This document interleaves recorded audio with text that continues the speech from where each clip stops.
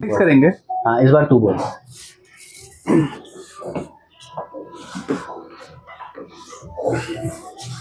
पीछे को आ जाओ। तो उस तुम बात करते मूवीज की नहीं है तो तुम बात कर रहे थे स्पोर्ट्स की। बात चली थी मैं हमारी म्यूजिक स्पोर्ट्स की। और बॉलीवुड दोनों को मिक्स कर रहा था। आप आगे बताओ। म्यूजिक की।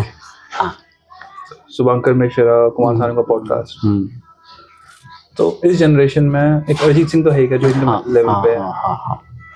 बाकी आजकल ये भी चल रहा है, संदेश आते हैं में सोनू निगम रूपम राठौर को मैच करने की कोशिश कर रहे हैं नया। विशाल मिश्रा उसका नाम है। है ठीक है, सब अपने अपने जोन के सिंगर्स लेकिन लेकिन ये भी होता है ना कि हम कहीं ना कहीं टाइम पास भी तो हो गए, हमें लगता है वही अच्छे थे, ये बेकार है नए वाले। माइट भी, लेकिन वो मेलोडी आज भी बजती है ना। संदेश आते हैं का दूसरा गाना तो नहीं बनाया ना इन्होंने, बॉर्डर वालों ने। नहीं तो एक ऐसा देशभक्ति वाला गाना और बना देते। अगर आपके म्यूजिक में इतना दम था, मिथुन जैसा म्यूजिक डायरेक्टर है तो एक नया म्यूजिक बना देता। आप तो वही गाने चला रहे हो ना। गदर 2 आपने देखी होगी, गदर में भी तो वही गाने हैं। कोई नई चीजें थोड़ी आ रही हैं। आप रिप्राइज कह देते हो, आप रिवाइज्ड कह देते हो, बड़े बड़े वर्जन बोल देते हैं, लेकिन चलती तो वही चीजें है ना। सोनू निगम को ही गवा रहे हो भाई आप। 96 में भी 2000 में भी उससे ही गवाए थे आपने गाने। तो इसका मतलब नहीं है ऐसा। और मैं अरिजीत का डाई हार्ट फैन हूँ। आप उस गाने में अरिजीत सिंह और सोनू निगम का पार्ट देख लीजिएगा, आपको पता चल जाएगा कि क्या सिंगिंग होती है। सोनू निगम सॉन्ग मतलब संग बेटर देन अरिजीत, उसमें कोई मेरे को कहने में नहीं। तो आप वही है कि ओल्ड इज गोल्ड वाली बात पे मैं नहीं जा रहा हूँ। मैं कह रहा हूँ आपकी जो टाइप कास्टिंग वाली बात है उसका जवाब दे रहा हूँ कि भाई अगर इतना ही अच्छा टैलेंट आ रहा है, नया जबरदस्त टैलेंट आ रहा है, तो आपको पुराने गानों की जरूरत ही नहीं है यार। ये भी तो चलता होगा, जैसे हम लोग किशोर कुमार के कुछ गाने सुनते हैं। हाँ। हर किशोर कुमार का हर गाना तो अच्छा नहीं होता होगा। नहीं होता था। जो हमारे तक पहुंचा, हमारे टाइम तक पहुंचा, वो कुछ ही पहुंचे। हाँ। अगर उसने 100 गाए तो 10 हम तक पहुंचे। बिल्कुल। वैसे ही हमारे टाइम जब हम लोग कॉलेज टाइम में थे, अगर उस समय 100 गाने आए तो उनमें से 5 गाने नई जनरेशन के पास जाएंगे और ऐसे ही चलते रहेगा। अब मैं तेरे को दूसरा एग्जांपल दे देता हूँ। अमिताभ बच्चन के हर पिक्चर गाना अच्छा नहीं था। मैं बिल्कुल आपको एग्जांपल दे रहा हूँ। अमिताभ बच्चन की मूवीज में गाने अच्छे नहीं थे। नहीं बिल्कुल नहीं थे। वो कभी भी बहुत अच्छे म्यूजिक नहीं रहे। सिलसिला और अगर 2-3 मूवीज देख ली जाए जिनके गाने थोड़े अच्छे रहे तो उसी में देखा जाएगा। मैं आपको दूसरा क्वांटर क्वेश्चन यहाँ पर कर रहा हूँ कि 2010 से तो आप बोल रहे हो ना कि नई जनरेशन आ गई है। ठीक है। आपको 2015 के बाद के कोई एक अच्छे गाने बता दो, 4 गाने। मैक्सिमम मैं कह सकता हूँ आशिकी तक का, आशिकी 2 बस। बीच में एक्सेप्शन था। बीच में आशिकी 2 ठीक आया, एक विलन के कुछ गाने अच्छे थे।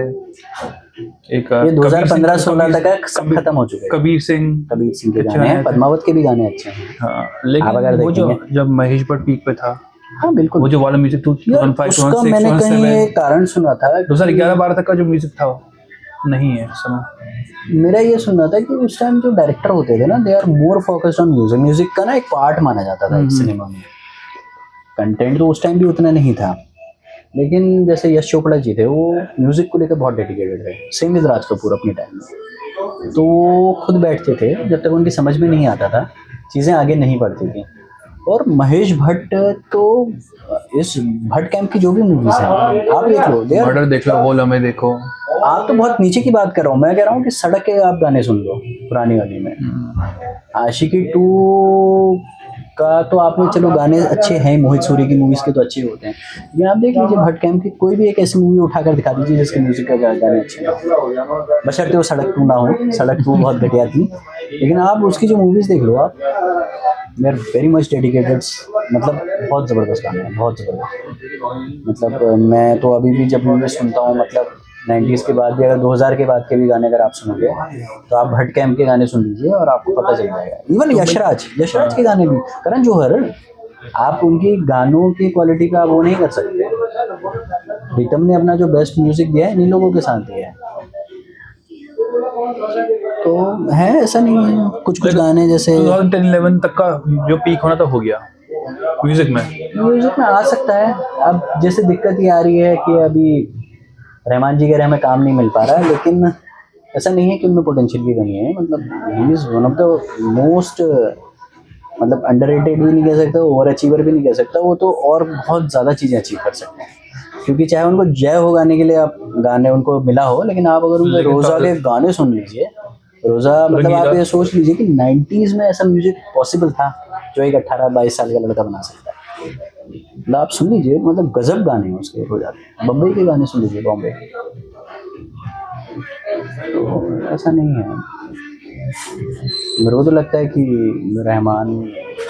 रहमान इज़ वेरी मतलब iconic music director. Himesh Reshammiya, हम बहुत हिमेश जबरदस्त। रेशमिया को सिर्फ हिमेश रेशमिया का काल अगर आप देख लीजिए ना, जितना टाइम उनका रहा है ना, 5 साल, वो और राजेश खन्ना दो ऐसे चीज़ें हैं कि जब वो आए तो उस टाइम कोई दूसरा नहीं आया। हिमेश रेशमिया का पीक मेरे हिसाब से हमारे दौर में तो मैंने तो किसी का नहीं देखा। उस टाइम की मूवीज देख लीजिए आप, शुरुआत कर लीजिए अक्सर से लेकर आपके मैं उससे पहले की बात पहले भी जा रहा हूँ। क्या तो डरना क्या, क्योंकि बिल्कुल बिल्कुल बिल्कुल। लेकिन जो 5 साल का ड्यूरेशन था ना, चाहे तेरे वो नाम, हाँ, चाहे वो 36 चाइना टाउन के भी गाने हैं, नमस्ते लंदन जैसे गाने दिए हैं उसने भाई। आप ये क्यों सोच के, मैं परसों में कहीं देख रहा था कि सिर्फ एक पिक्चर में हिमेश रेशमिया और जावेद अख्तर ने साथ काम किया है, आपको नहीं पता? तो उस म्यूजिक को आप देख लीजिए, क्या आइकॉनिक है गाने उसके। तो है भाई, हिमेश रेशमिया है। तो उसके अलावा म्यूजिक डायरेक्टर में मिथुन अच्छा है, म्यूजिक डायरेक्टर। उनके गाने आपने सुने होंगे। इस्माइल दरबार वो तो चले गए भाई, उनका दौर बहुत छोटा था। म्यूजिक के अलावा जो मुझे पॉप वर्ल्ड में अच्छे म्यूजिक जो 90s के दशक में आए थे, एलिशा चिनॉय की आवाज़ बहुत अच्छी थी। आप लोग उनके बाद मेड इन इंडिया उनका गाना था। फाल्गुनी पाठक, आप आज भी सुन लीजिए ना, मैं आपको कह रहा हूँ आपका नया मीडिया आ गया है, तो आप फाल्गुनी पाठक के गाने क्यों रिमिक्स करके नेहा कक्कड़ से गवा रहे हैं? तो उसमें दम था फाल्गुनी पाठक की। मेलोडी बहुत अलग चीज़ होती है यार, वो ना ऐसे नहीं होती है कि आप कहीं से जनरेट कर लो। हाँ ठीक है, अब आपके पास इंस्ट्रूमेंट्स बेटर आ गए हैं, टेक्निक्स बेटर आ गई है, बट मेलोडी तो वो तो गॉड गिफ्ट है। हाँ, वो तो यार आपको बनानी पड़ेगी, उसके लिए मेहनत लगती है। अभिजीत के गाने आप सुनिए शाहरुख खान की आवाज़ में, मतलब शाहरुख खान को लेजेंडरी बनाने में उसका भी एक बहुत बड़ा योगदान है। सलमान खान के गाने सुन लीजिए एसपी बालासुब्रमण्यम की आवाज़ में, चाहे वो एक अलग आवाज़ थी लेकिन लोग पसंद करते थे उस आवाज़ को। तो है, अब आपकी बात भी ठीक है कि हम एक तरीके से टाइप कास्ट हो रहे हैं, नया टाइप का म्यूज़िक नहीं समझ रहे हैं कि अलग टाइप का म्यूज़िक आ रहा है, बट वो अलग टाइप का म्यूज़िक आजकल ना, म्यूज़िक जैसे कि ये सूप की तरह हो गया, मतलब 2 मिनट गर्म और ठंडा वाला हिसाब चलता है। उनको इतना मज़ा फ़र्क नहीं पड़ता क्योंकि उसी टाइम वो दूसरा प्रोडक्शन आ जाता है। तो लॉन्ग रन में म्यूज़िक उनको चाहिए भी नहीं कि इतना लॉन्ग रन पे चाहिए। उनका क्या है, पुराना गाना लाना है, बेस बजाना है और चला जाना है। बस उनका ये इंटेंशन है कि 4-5 दिन ये वायरल हो जाए बस। यार लगता है ना उसके लिए, आपका फेसबुक इंस्टाग्राम पूरा का पूरा इसी बेसिस पे तो चलता है यार। उस गाने की 4 लाइनें बजा दो, बंदे नाच रहे हैं उस गाने पे। तो मुझे, मतलब मैं शायद बायस्ड हो सकता हूँ इस चीज़ के लिए, लेकिन मुझे तो मेलोडी में, अब नई पीढ़ी किस चीज़ के गाने सुनती है वो अलग चीज़ है।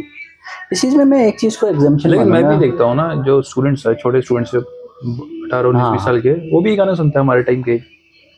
फिर तो यार कुछ ना कुछ गलती है, फिर हाँ, बॉलीवुड कुछ तो गलती कर रहा है। वो इमरान हाशमी वाले जो सॉन्ग्स है, हाँ, तुम मिले, गैंगस्टर। तो यार ये तो आप तो उनके साथ रहते हो, लेकिन मैंने भी अपने देखे साथ, वो भी यार 2000 जन्नत 2। मतलब वो ज़्यादा से ज़्यादा कबीर सिंह तक आए हैं। मैंने कबीर सिंह को इसीलिए रेफरेंस पॉइंट बनाया था, वो कबीर सिंह से आगे भी नहीं गया। माइंड भी बहुत अच्छी पिक्चरें, गाने भी आए हैं उसके बाद, लेकिन Kabir Singh is a reference point basically.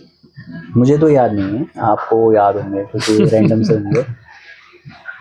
तो उसमें हैं गाने, अभी मैंने उसके गाने सुने थे, एनिमल के गाने, एक आध गाने आए थे विशाल मिश्रा की आवाज़ में। पहले भी तू जो था गाना चला था, फिल्म तो उतनी घटिया थी जितनी बनानी चाह सकते थे, लेकिन ठीक है उसमें भी हैं गाने। प्रीतम में है बहुत पोटेंशियल, आप बर्फ़ी के गाने देख लो, उनके बहुत ज़बरदस्त गाने हैं उनके, और अरिजीत सिंह के साथ तो उनके गाने बहुत ही ज़बरदस्त होते हैं। मेट्रो के सॉन्ग तो अलग ही म्यूजिक है यार, मेट्रो का कहाँ कंपेरिज कर रहा है राहुल? वो तो बहुत अलग, वो बहुत अलग मेट्रो 2 भी आ गई थी। नहीं, उसकी बात मत कब आई करो। कब गुजरी नहीं, पता ही नहीं नहीं, चला। वही नहीं, उसकी बातें मत करो। लेकिन अगर आप म्यूजिक में बात जाना चाहते हो, मेट्रो अलग है, उसके गाने बहुत अलग गाने हैं, उसके लिरिक्स बहुत अलग है। आप मतलब अगर जिसको, मेरे को तो नहीं है म्यूजिक की समझ, लेकिन जो जिनको म्यूजिक की समझ है वो ये कहते हैं कि मेट्रो एक क्लासिक श्रेणी की म्यूजिक है। ऑल टाइम 10 में आती होगी शायद।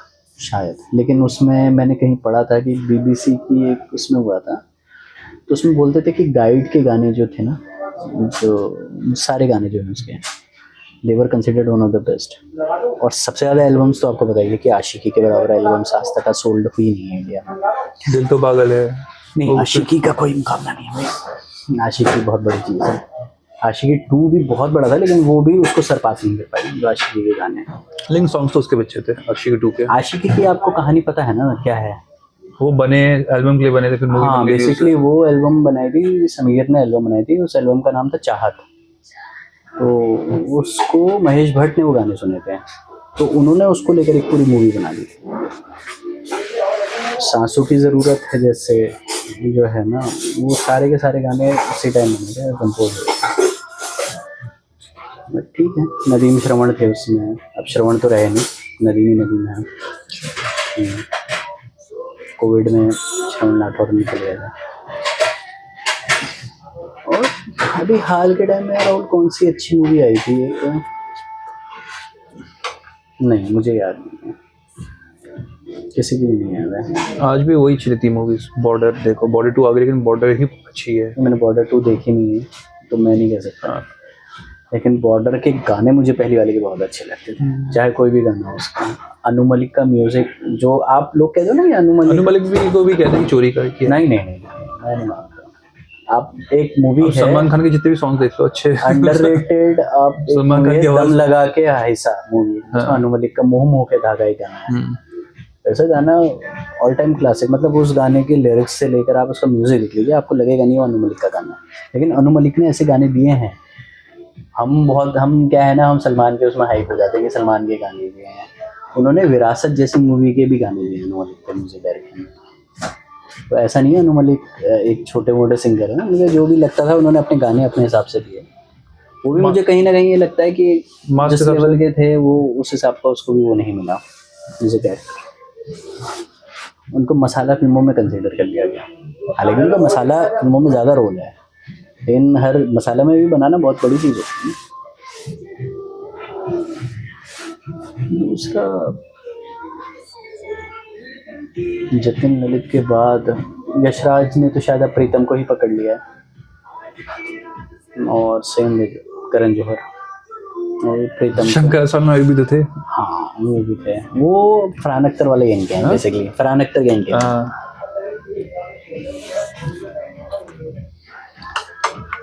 सॉरी नाम का भूल गया हूँ, बट वो भी ट्रायो बहुत ज़बरदस्त ट्रायो। और लकीली कुछ गाने आ नहीं रहे उनके अच्छे, काफी टाइम से नहीं आया, इवन किसी की नहीं आया। एक आप उनका नाम मैं भूल जाता हूँ, अमित क्या नाम है उसका, त्रिवेदी। भाई वो बहुत ज़बरदस्त है, देवडी वाला। हाँ अमित त्रिवेदी बहुत ज़बरदस्त है। तो अमित त्रिवेदी की जो अभी वो डिप्रेशन में चला गया, वो पता नहीं कैसे चला गया, लेकिन अमित त्रिवेदी उसके गानों में बहुत मजा आई। चलो इसी को बात करेंगे, अमित त्रिवेदी और जो देवडी वाला म्यूजिक है उसको नेक्स्ट एपिसोड में बात करते हैं।